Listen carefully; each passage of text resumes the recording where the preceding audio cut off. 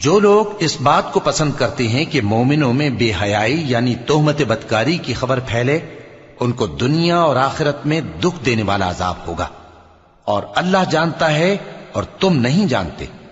और अगर तुम पर अल्लाह का फजल और उसकी रहमत ना होती तो क्या कुछ ना होता, मगर वो करीम है और ये कि अल्लाह निहायत मेहरबान है, रहीम है। मोमिनो, शैतान के कदमों पर न चलना, और जो शख्स शैतान के कदमों पर चलेगा तो शैतान तो बेहयाई की बातें और बुरे काम ही बताएगा। और अगर तुम पर अल्लाह का फजल और उसकी मेहरबानी ना होती तो एक शख्स भी तुम में पाक ना हो सकता, मगर अल्लाह जिसको चाहता है पाक कर देता है।